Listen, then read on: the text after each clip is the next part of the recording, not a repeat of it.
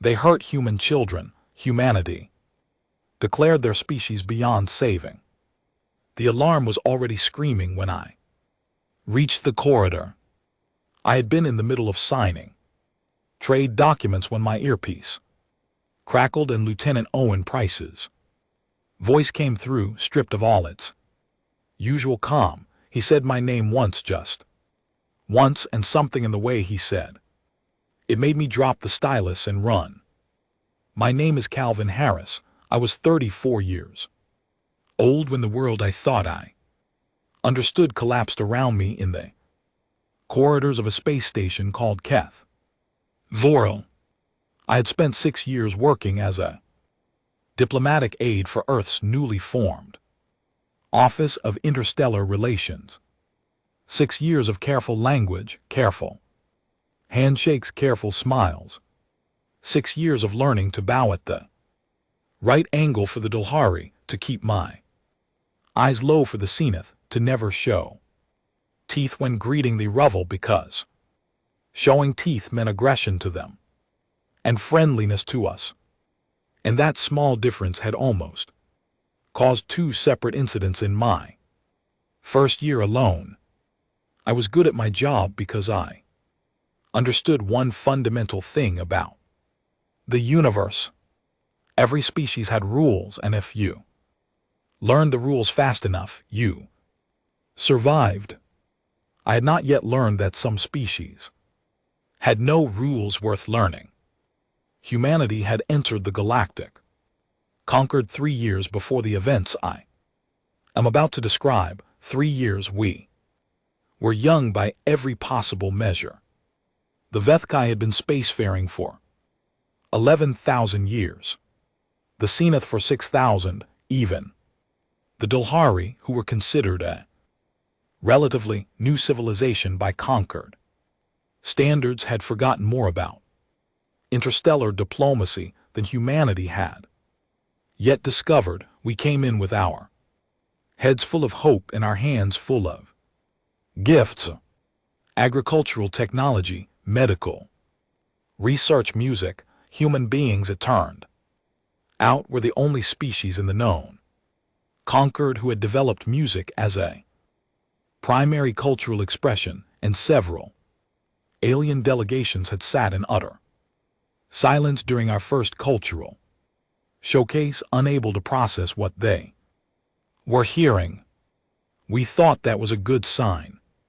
I remember the head of our delegation, Ambassador Lena Graves, a sharp and steady woman from Edinburgh with silk hair and a laugh that could fill a room, saying to me on our 3rd night aboard Keth Vorel Station, "Calvin, I think we're actually going to be fine. I think they like us." She was eating something the station synthesizers had produced that vaguely resembled a bread roll. She looked genuinely happy. I had not seen her look that way in months. "They find us interesting," I said, which was the diplomatic version of agreement. "That's enough," she said. "Interesting is how it always starts." Keth Vorel was a conquered hub station, which meant it was neutral ground, a place where dozens of species moved through daily on trade routes, diplomatic missions, and scientific exchanges. It was enormous. The central ring alone was 4 km in diameter. The outer sections were segmented by environmental zones, each calibrated to the atmospheric preferences of whatever species had purchased residency rights in that block. The human delegation had been assigned quarters in Block 7, which was kept at comfortable Earth standard temperature and gravity. We had 19 people in our team, 12 staff members, 4 security personnel led by Owen Price, Ambassador Graves, her personal assistant, and 3 family members who had been invited on the Goodwill tour. One of those family members was Owen's younger sister, Clara Price, who was 11 years old.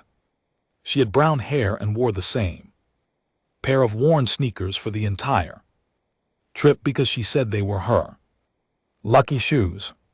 She carried a small notebook everywhere and spent most of her time sketching the aliens she saw in the corridors, filling page after page with careful drawings and little labels that said things like bluefin friendly and 8 arms moves fast, don't stare. She spoke to me exactly once on our first day aboard, walked up to me completely unprompted and said, "Do you think any of them dream?"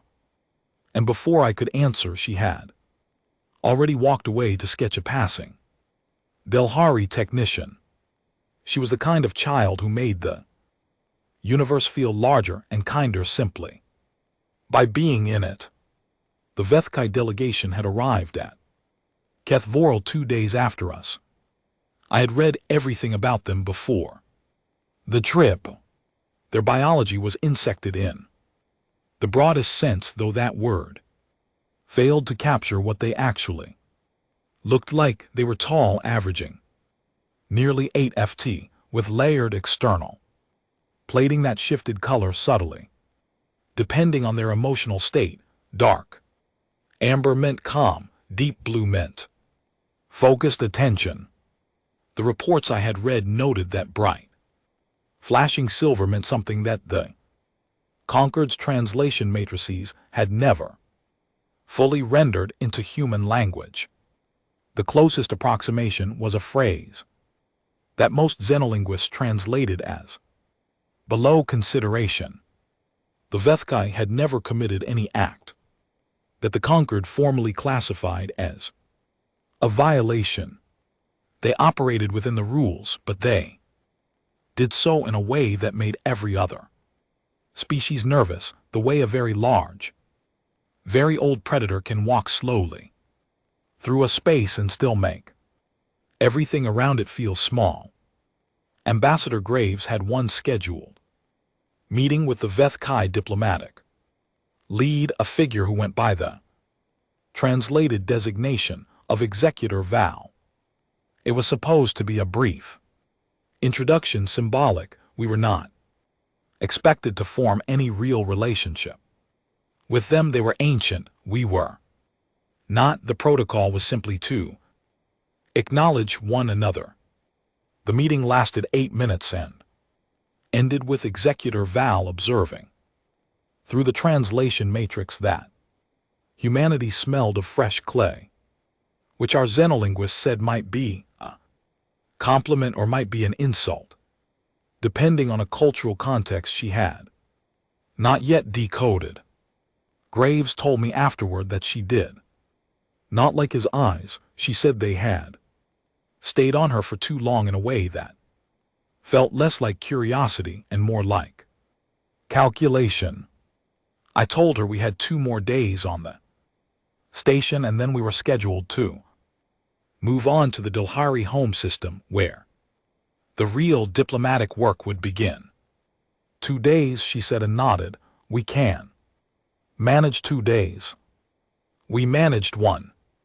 The next morning I was at my desk, working through a stack of routine documents when Owen's voice came through my earpiece. He said my name once, just once, and I ran.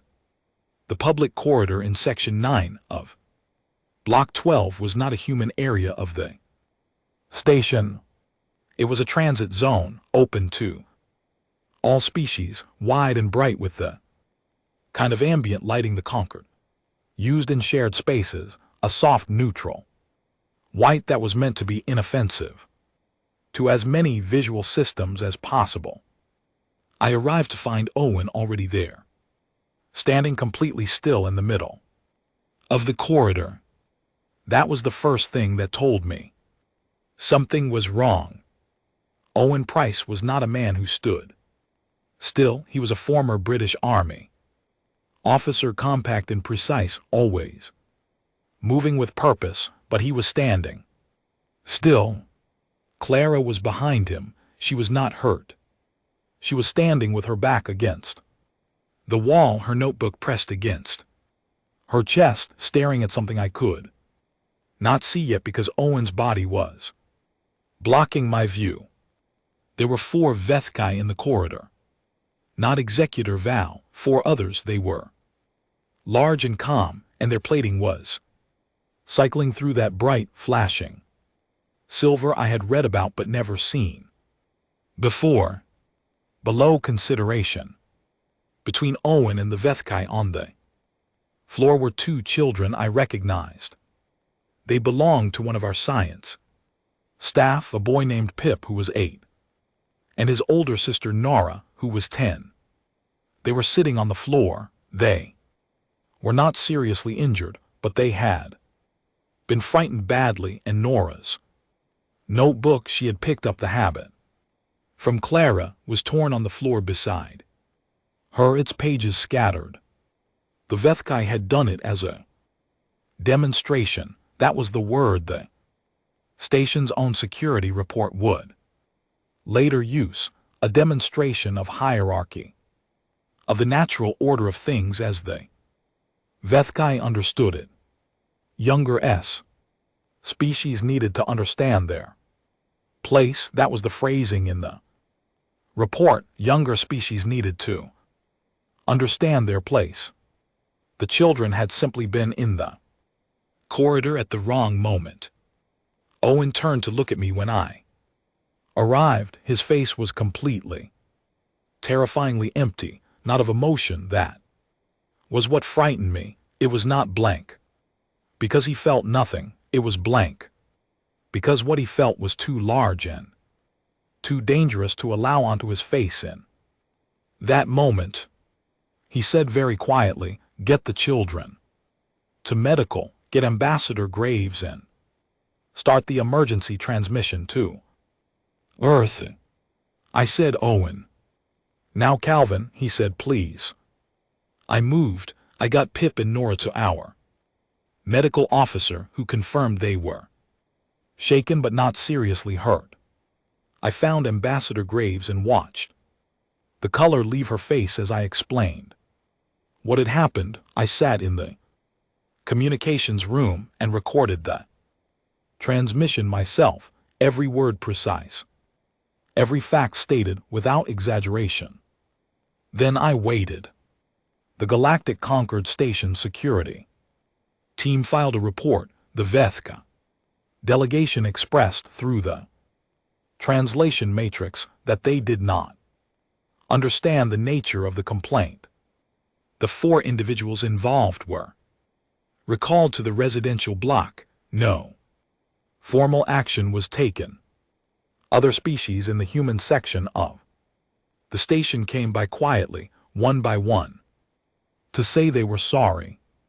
The Dohari liaison sat with Ambassador Graves for an hour and said nothing, which was, she later told me, the most comforting thing anyone did that day. 11 hours. That was how long it took for Earth to respond. I did not sleep. Owen did not sleep. Ambassador Graves did not sleep. Clara sat with Pip and Nora in the medical bay and drew pictures of stars and passed them around without speaking, and I think that was the bravest thing any of us did that night. When the response came, it was not routed through the diplomatic channel.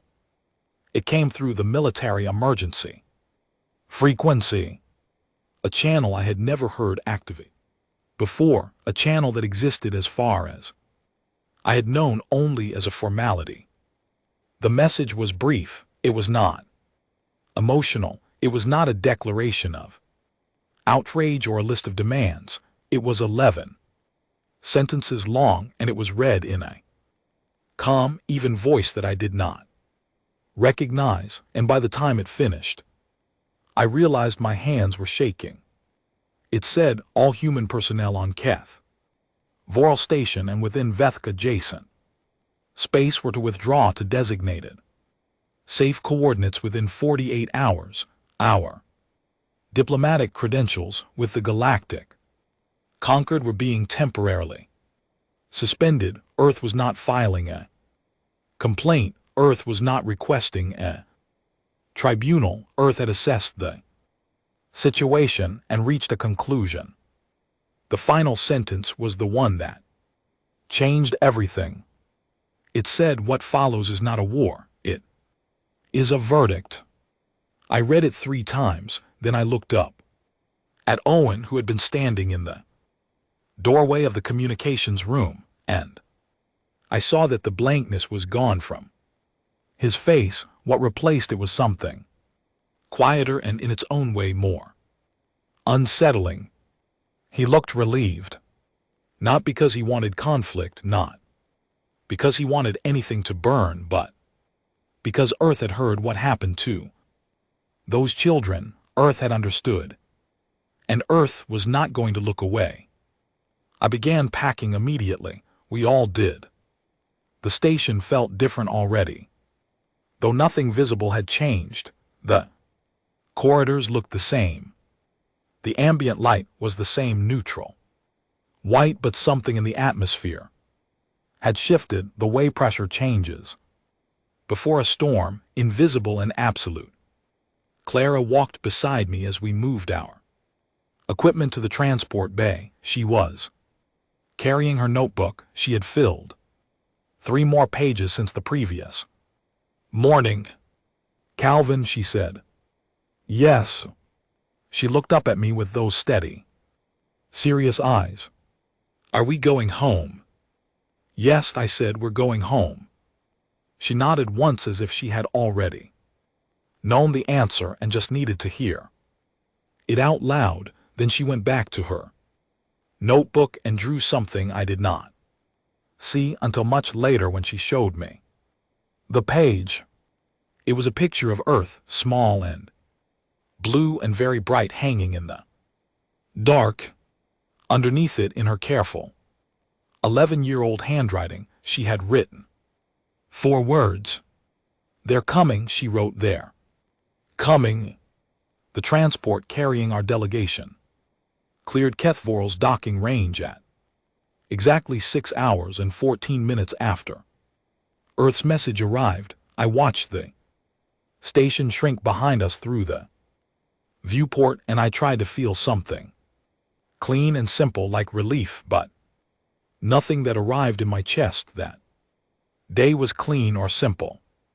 Ambassador Graves sat across from me in the transport's main cabin. She had her hands folded in her lap, and she was looking at nothing in particular. She had not spoken since we boarded. That was unusual. Lena Graves was a woman who filled silences by instinct. She had spent her entire career turning quiet rooms into productive ones. Watching her sit in stillness without reaching for conversation told me more about the weight of what had happened than any report could have. Owen Price was in the forward compartment with his security team. I could hear very little through the door. No voices, just the occasional sound of equipment being checked and rechecked. Clara was asleep in one of the passenger seats, curled on her side with her notebook tucked under one arm. She had drawn for 2 hours after we boarded and then fallen asleep mid-sentence, the pencil still loosely in her hand. I had taken it gently so it would not fall, and now I sat holding a child's pencil on a transport vessel leaving alien space, and I could not have explained to anyone the precise emotion that produced. Pip and Nora were with their mother, Dr. Elaine Ford, in the rear compartment. Elaine was a xenobiology specialist who had been part of our team for 2 years. She was composed in the way that very competent people are composed in a crisis, completely focused on the task in front of her, which was her children, and everything else filed away for later. She had nodded to me once before the compartment door closed, a small, careful nod that said, "I am all right. We are all right. Do not worry about us right now." I worried about them anyway. The military channel opened at hour 3 of our transit, not with another message with a frequency signal, a coded identifier that Owen recognized. And I did not. He came out of the forward compartment and sat down beside me, and for the first time since the corridor on Block 12, he looked like himself again, present, focused. "That's a fleet positioning signal," he said quietly. I looked at him. "How many ships?" He was quiet for a moment. "I don't know the full count yet, but the identifier codes I'm seeing," he paused. "Calvin, these aren't patrol vessels." I had understood abstractly what Earth's message meant, a verdict. The phrasing had been clear, but there is a distance between understanding a word and feeling its full weight, and that weight arrived in the quiet of the transport cabin at hour 3 like something physical. "They didn't just decide to respond," I said. "No," Owen said, "they were already moving before we sent the transmission. The 48-hour window wasn't for us." He looked at me steadily. "It was for everyone else to get clear." The Galactic Concord registered humanity's membership suspension 12 hours after our departure from Keth Vorel. The response from the Concord Central Council was by all accounts immediate and frantic. 14 separate diplomatic channels attempted to reach Earth's government in the first 6 hours alone. The Zenith High Assembly sent a personal representative to Earth's orbital station. The Dalhari, who had always been cautiously friendly toward us, transmitted a formal appeal to any human authority that would receive it. I know all of this because I read the full logs later. In the moment sitting on that transport, I knew only what Owen could interpret from the signal traffic. What I did know, within 18 hours of leaving Keth Vorel, was that the other species were afraid. Not of what had happened in the corridor, they had all filed that away in their diplomatic logs under some variation of the phrase regrettable incident. No, what frightened them was the silence from Earth, the total, complete, unhurried silence. Humanity was not issuing statements. Humanity was not calling emergency sessions. Humanity was not doing any of the things that a young species, newly arrived in galactic politics, was supposed to do when it had a grievance. Humanity was moving. Our transport was directed to a waypoint station called Meridian Post, a small, human-operated facility that had been established 2 years earlier as a resupply hub for deep space exploration vessels. It was modest, a skeleton crew, the kind of installation you barely notice on a star chart. When we arrived, it was not modest anymore. There were 41 warships holding position in the surrounding space. More were arriving in regular intervals, dropping out of fold space with that particular silent precision that large human military vessels had, a quality that I had never fully appreciated until I watched it happen 41 times in a row. Each ship appeared oriented and took its assigned position without any visible communication, without hesitation, without the kind of circling and adjusting that I would have expected. They already knew where they were going. They had known for some time. I stood at the viewport and I counted them, and I felt something I had not felt in years. I was a diplomat. I believed in conversation. I believed in patience and language and the long, careful work of building understanding between different kinds of minds. I still believe those things, but standing there watching those ships hold their Positions in the dark, I felt something older than diplomacy move through me. Something that did not have a polite name. Ambassador Graves came to stand beside me. She was quiet for a long moment. I spent 20 years trying to prevent exactly this kind of response, she said. Finally, I know, I said. I'm not sure I want to anymore, she said. We were taken aboard the command vessel, a heavy carrier called the CNV. Steadfast within 3 hours of docking at Meridian Post, the crew treated us with quiet efficiency. We were given quarters, medical checks, hot food, everything that professional soldiers do when they receive civilians in a crisis zone. Make them safe first, answer questions second. The commanding officer was Admiral Patricia Holt. She was 61 years old, originally from Leeds, with short gray hair and the kind of posture that suggested she had never once slumped in a chair in her life.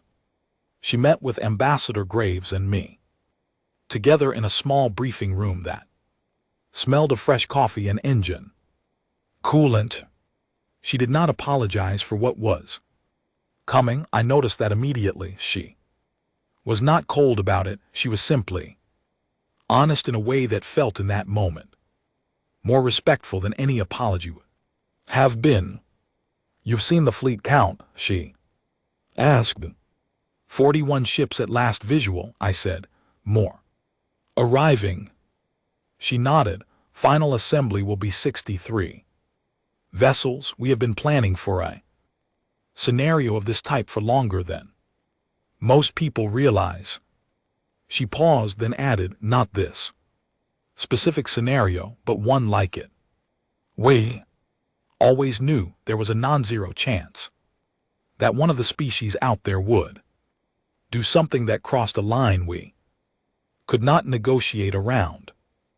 And children are that line, Graves said. Children are that line, Holt confirmed. Her voice did not waver. There is a standing order in Earth's military doctrine that has been in place since before the Concord invitation. It has no formal classification. It's simply called the absolute. It states that any deliberate act of harm directed at human children by a foreign power or entity will result in a response that bypasses all diplomatic frameworks and proceeds directly to permanent consequence. She let that sit in the air for a moment. Not punishment, she continued, not retaliation, consequence. The distinction matters. Punishment implies the other party will learn and change. Consequence implies the situation simply not exist in the same form. Afterward, I looked at her. What does that mean for the Vethkai specifically? She met my eyes without blinking. It means their civilization will be permanently removed from interstellar space, their colonies recalled, their fleet capacity eliminated, their home system sealed under Concord administered quarantine which Earth will enforce, whether the Concord agrees or not. She folded her hands on the table. We are not going to harm their civilians. We are not going to destroy their culture or erase their history, but they will never again have the ability to leave their own star system and place themselves near anyone else's. Children, not ours, not anyone else's. The room was very quiet. The Concord will resist, Graves said. Yes, said Holt, they will transmit objections, they will call sessions. They may even attempt to position their own vessels as a buffer. We will not fire on Concord ships. We will navigate around them. We have already notified the Concord Secretary General that any of their vessels that place themselves in our operational path do so at their own risk, and that risk is collision. not combat. You thought of everything I said. It was not an accusation. I genuinely did not know what else to say. Holt looked at me for a moment. Something moved behind her eyes. Something that was not military. Composure, but was also not grief. Something in between. We thought of everything we could, she said quietly, because we hoped we would never need any of it, but we were not naive enough to believe that hope was a strategy. She stood then, which signaled the meeting was ending. I'm told there were children in your party, she said, not as a question. 3 Graves said, they're all safe. Holt nodded, one small nod. Good, she said, that matters, that is the part that matters most. She moved toward the door, then stopped. Mr. Harris, you said in your transmission that you want to understand what happens next, that you're a witness and a recorder. Is that still true? Yes, I said. Then I want you on the bridge when we begin, she said. Every species in the Concord needs to understand exactly what this is and exactly why we are doing it. Not through rumors, not through official communiques, through the account of someone who was in that corridor on Keth Vorel and still decided to watch. I thought about Clara's drawing, Earth. Small and blue and bright, 4 words. Underneath. They're coming, they're coming. I'll be there, I said. The bridge of the CNV Steadfast was not what I had imagined a warship's command center would look like. I had expected noise, tension, voices cutting across one another in controlled urgency. What I found instead was calm, not the forced calm of people suppressing fear, but the genuine, settled calm of people who had prepared for a long time and were now simply doing the work. 63 human vessels crossed into Veth adjacent space at 600 on a Tuesday morning, Earth Standard Time. I noted the day Tuesday. Children on Earth were in school, people were making breakfast. The ordinary world was turning on its ordinary axis, and 63 warships were moving through the dark. Admiral Holt stood at the center of the bridge and did not raise her voice once. In the first 6 hours, she spoke in the same even tone she had used in the briefing room. Her officers responded in kind. Orders moved through the ship like water through a pipe, quiet and inevitable. The Galactic Concord sent 4 vessels to intercept us before we reached Veth Kai territory, not warships, diplomatic carriers. Their hulls were marked with the Concord's universal neutrality insignia, a layered symbol that every species recognized. Holt had the lead Concord vessel hailed. The Concord representative was a Zenith official named, in translation, First Voice Iran. The Zenith were among the most respected diplomatic species in the Concord, calm and measured by nature, with a reputation for resolving conflicts that had seemed completely hopeless. First Voice Iran spoke in the careful, formal way that senior Zenith officials always used, each word chosen with visible deliberateness. He asked Admiral Holt to stop. He said the Concord was convening an emergency tribunal. He said the incident on Keth Vara was being formally reviewed. He said that humanities was legitimate and would be heard at the highest level. Holt listened to all of it without interrupting. Then she said, First Voice Iran, we have enormous respect for the Zenith people and for your role in this. Concord, we are not moving against the Concord. We are not declaring war on any Concord member. We are taking a specific bounded action against a specific party, and we ask that your Vessels moved to a safe distance. Oran said, "You cannot simply." "We can," Holt said, not harshly. "Simply. We have calculated every outcome of this." Conversation, first voice, and they all arrive at the same place. "Please move. Your vessels, we have no wish to put your crews at risk." There was a long silence on the channel.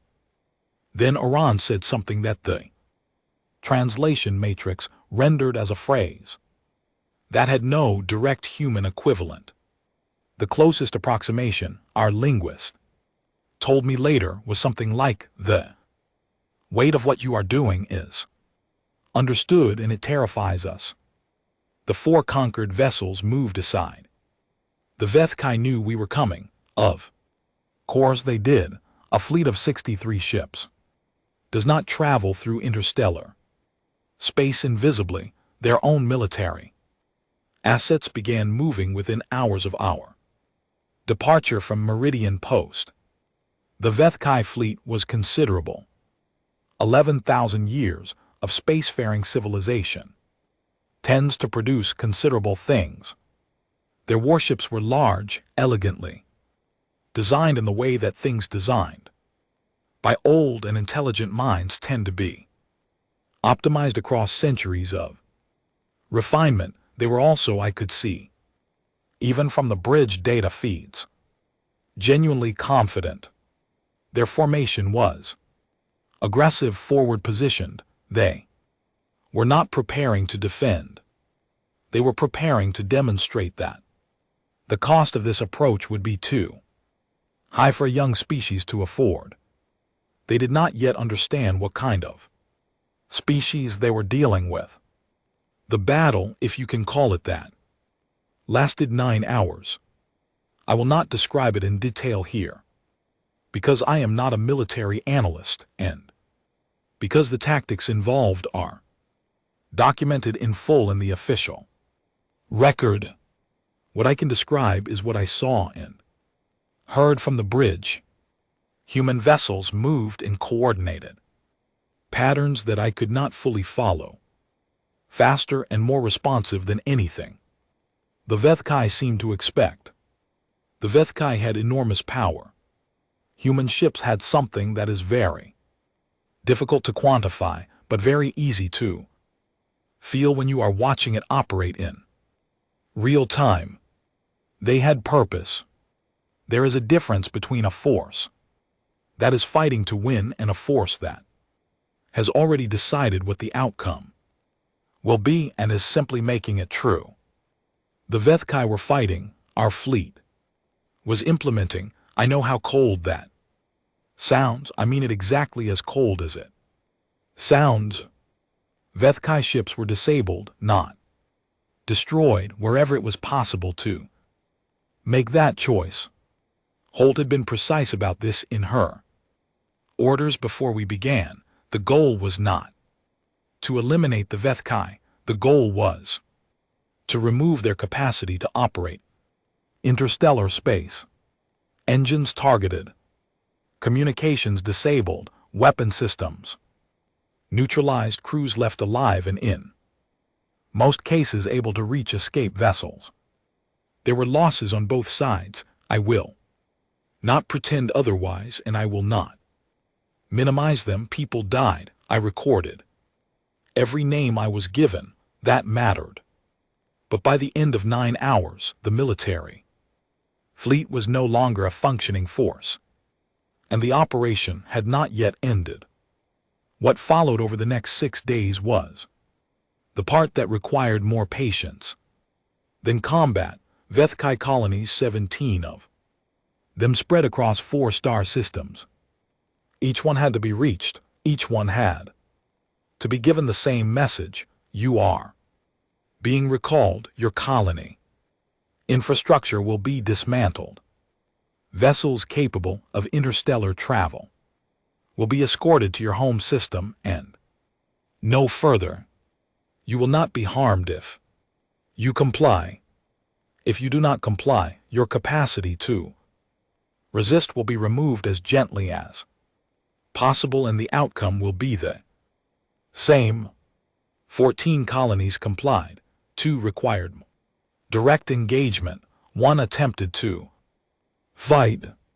I watched all of it from the bridge or from the feeds or from the briefing rooms where Holt and her officers planned each step. I slept in 4-hour intervals. I ate what was put in front of me. I wrote continuously in the digital journal I had started the day we left Kethvoro because Holt had asked me to witness, and I intended to do exactly that.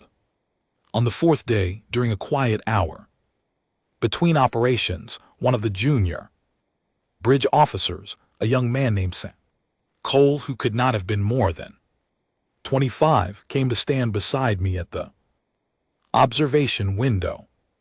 He looked out at the stars for a while, without saying anything. Then he said, "Do you think we're doing the right thing?" I thought about it not as a performance of thinking. I genuinely considered it. "I think we're doing the necessary thing," I said finally. "I'm not sure. Those are always the same, but in this case I think they are." He was quiet for a moment. "My little brother is 7, he said. I did not say anything. There was nothing useful to say. He nodded once and went back to his station. On the 6th day, we entered the home system. The Vethkai home world was called, in their own language, something that the translation matrix rendered as the first ground. It was a planet of deep amber continents and dark green oceans, genuinely beautiful from orbit. The kind of world that reminds you that the universe produces extraordinary things without any regard for who lives on them. Executor Val was still alive. We had confirmed this before we arrived. He had transmitted 11 messages to the Conquered, to Human Command, and to anyone else who might receive them. Most were some variation of a demand for negotiation. The final one was a request, stated plainly, to speak with someone in authority. Admiral Holt approved the request. She designated me as the one to conduct the conversation. I will tell you honestly that I did not want to do it, not because I was afraid, though I was, but because I was not sure I could sit across from him and maintain the composure that the moment required. I was still carrying the image of Clara, pressed against that corridor wall, of Nara's torn notebook pages on the floor, of Pip's face, which was 8 years old and should never have needed to look the way it did that day. But Holt had asked me to witness. Witnessing sometimes means doing the uncomfortable thing. We received Val via holographic link in a secure room aboard the Steadfast. His image was precise and full size, which meant he was nearly 8 ft tall, even projection. His plating was dark amber. Calm, according to the reports. I was not sure I believed that. He looked at me for a long moment before speaking. Then he said through the translation, "Matrix, you are very young as a species. You should not have this power." "We have always had it," I said. "We simply had not needed it before." He was quiet. His plating shifted slightly. "What you have done is unprecedented in 11,000 years of conquered history." "We know," I said. "Other species will fear you." "Some already did," I said. "They were simply too polite to say so." Another silence. Then you ended this. "Over children." "Yes," I said. "We did not consider them." "I know what you considered them," I said, and I made sure my voice stayed level because the alternative was something I was not going to allow in this room. That is precisely the problem, and that is why this conversation is happening. From orbit instead of from a table. He looked at me, his eyes as Graves had. Said months ago, stayed on me for a very long time. What happens now, he asked. Your home system will be sealed under Concord administered quarantine, I said. Earth will supply additional enforcement capacity to ensure it holds.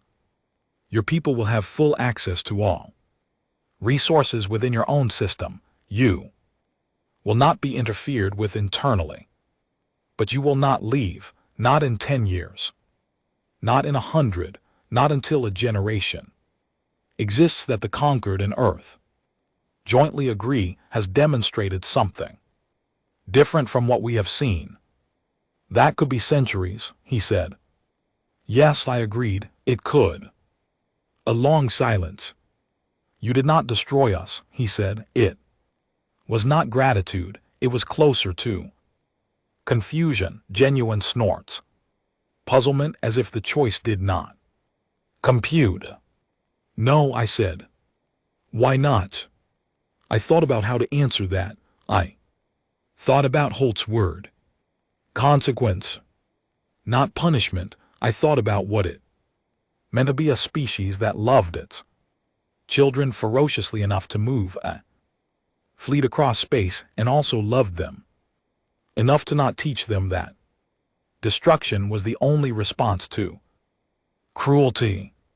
Because this is not about what you deserve, I said finally, it is about what we are, and what we are is not willing to go further than necessary.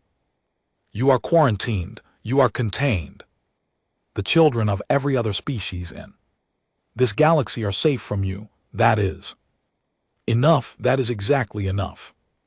His plating shifted again, slower this time. I did not know what color that was, the matrix had no reading for it. He did not speak again, the link closed. I sat alone in the secure room for a while after that, not thinking about anything in particular, just sitting. Then I stood up, straightened my jacket, and went to write it all down. We returned to Earth 41 days after leaving Keth Void, the fold space. Transit took 16 hours, and I spent most of them at my small desk in my cabin. Typing, my journal had grown to over 90,000 words. I was not sure what I would do with it. I only knew that Holt had asked me to witness, and that witnessing was not complete until the record was real and whole and honest. Earth's orbital station was busier than I had ever seen it when we arrived. Ships everywhere, human ships and surprisingly conquered ships, several of them Delhari vessels, a zenith diplomatic carrier, 3 Ruval science transports that had no obvious reason to be there except that their crews had apparently decided they wanted to be close to Earth right now. I thought that was interesting. I filed it away. We were given a brief period of quarantine and medical processing, which was standard, and then I was in a transit pod heading down through the atmosphere, watching the blue and green of the planet come up through the window, and I thought about Clara's drawing. Earth small and bright, with 4 words underneath. I had asked her about those words. Eventually, on the steadfast one afternoon when she was drawing at the small table in the common area, I had sat down across from her and said, "The picture you drew when we left Keth Void with the 4 words." She had not looked up from what she was currently drawing. What about it? How did you know? I asked. You were ahead of all of us. You knew before any of us said anything.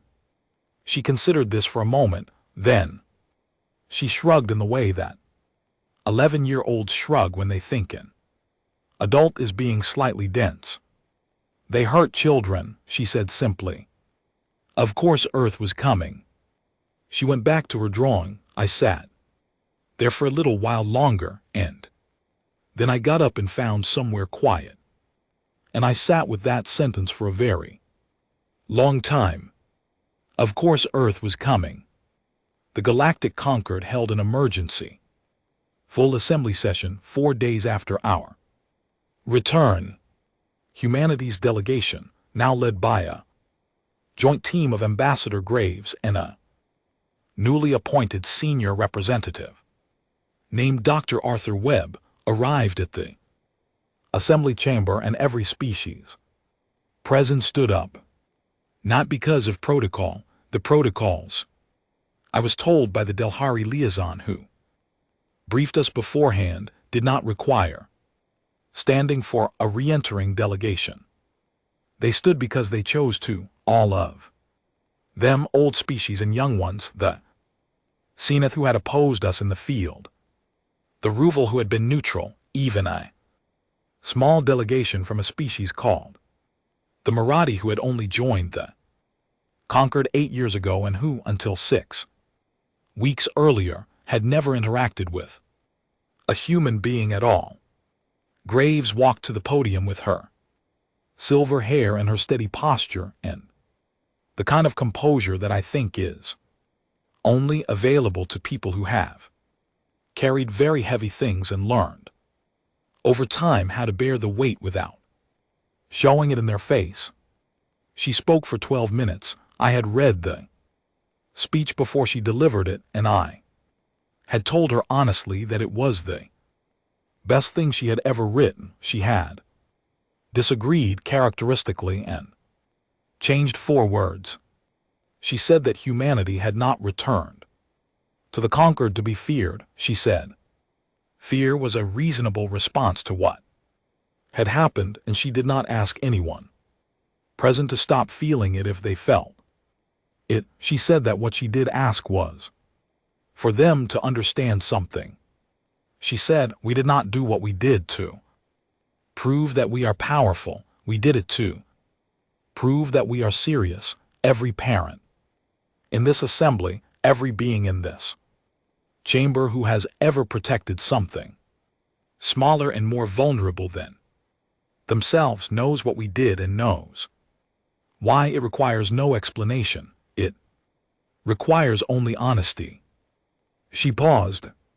We are a young species. We have much to learn. We will make mistakes in this Concord, and we will expect to be held accountable for them through proper means, as we will hold others accountable through proper means. But there is one line, one single absolute line, and now every civilization in this galaxy knows exactly where it is and exactly what happens when it is crossed. Another pause. The chamber was completely silent. 60-something species. Thousands of beings, not a sound. We rejoin this Concord, she said, because we believe in it. We believe in the work of building something larger than any one species. We believe in conversation and patience and the long, slow, difficult labor of understanding minds that are different from our own. We believe in all of it deeply. She looked around the chamber. Her eyes did not waver. But we also believe in our children. And we will always believe in our children first. She stepped back from the podium.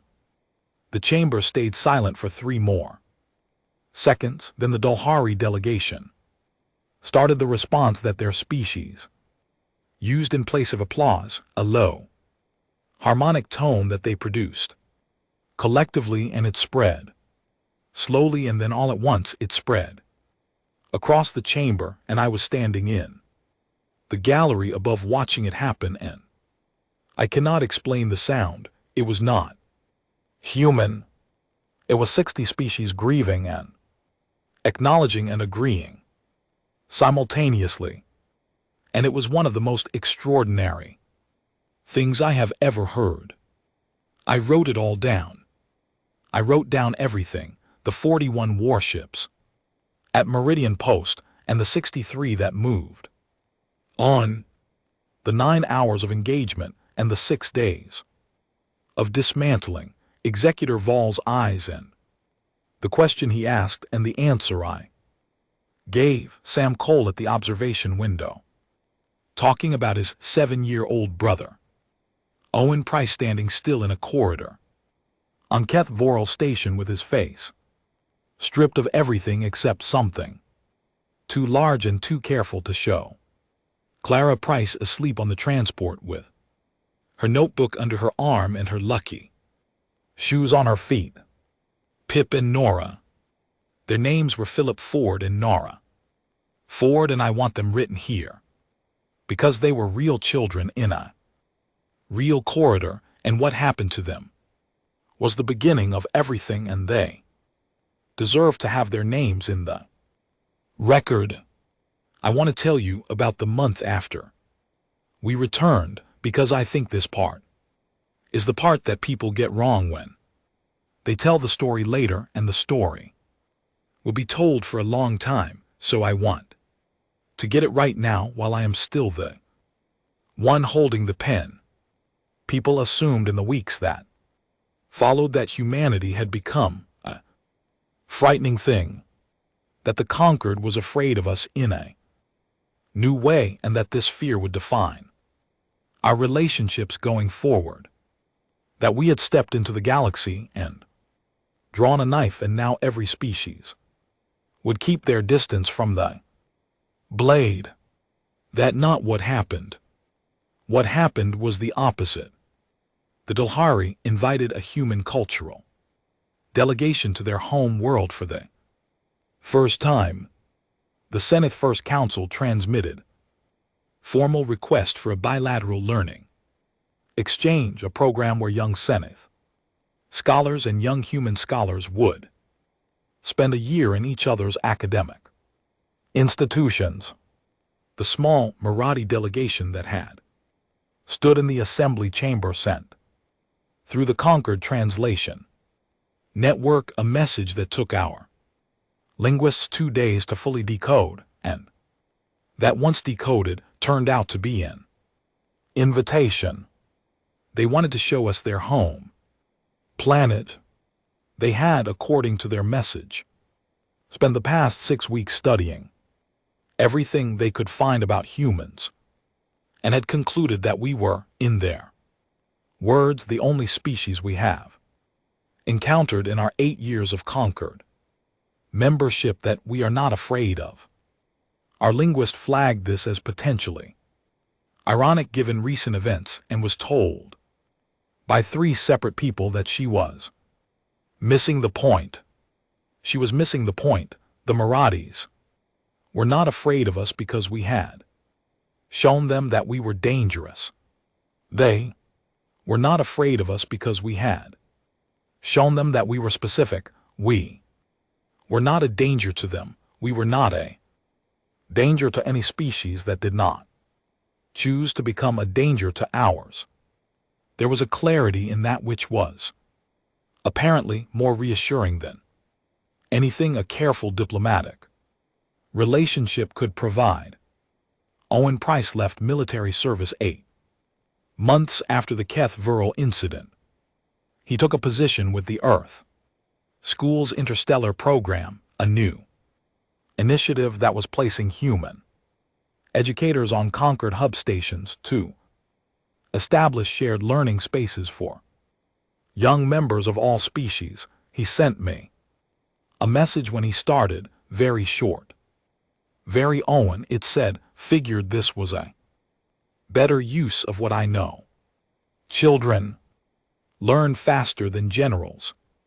Ambassador Graves was appointed to a newly created position, Conquered Child Welfare Liaison, the first role of its kind, established by unanimous vote of the Conquered Assembly, which was also a first. She negotiated the charter herself and insisted on one specific clause, which was that the role carried binding authority, meaning that a finding by the liaison could trigger protective action without requiring full assembly approval. She told me it had Taken 4 months to get that clause through. She said she would have taken 40 years, if necessary. Clara Price spent the next 3 years writing a book. She was 14 when it was published, which made her the youngest published author in the Concord Translation Network's history. It was not about war.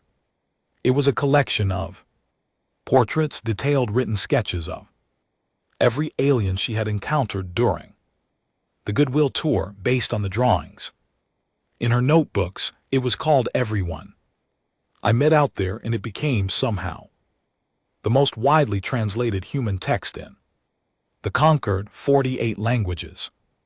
She said in an interview that she wanted people to know that the galaxy was full of interesting faces and that she had been very lucky to see so many of them. I asked her near the end of my time working on this record if she remembered what she had written under the drawing of Earth. She laughed the way teenagers laugh when you bring up something they did when they were younger, a little embarrassed, a little proud. Of course, she said, do you want to know why I wrote it? Yes, I said.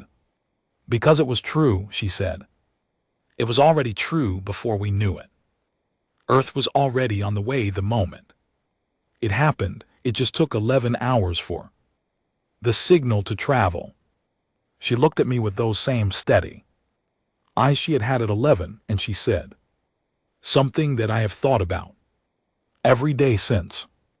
That's the thing about us, Calvin. When it's about the children, there's no deliberating, there's no committee, there's no careful waiting to see how it plays out. It is already decided the moment it happens. The only thing left is the distance the signal has to travel. I finished the record that night. All of it, 140,000 words, every name, every day, every conversation I could reconstruct, and every observation I did not want to lose. I titled it exactly what this story is titled, because that is what it was in the simplest and most accurate possible terms. They hurt human children. Humanity declared their species beyond saving. And then, because we are what we are, we went out into the dark and we made it true. Not with anger, not with chaos, with something much more patient and much more permanent, with absolute unshakable love. That is the whole of it. That is what happened. That is who we are. And every species in this galaxy now knows it.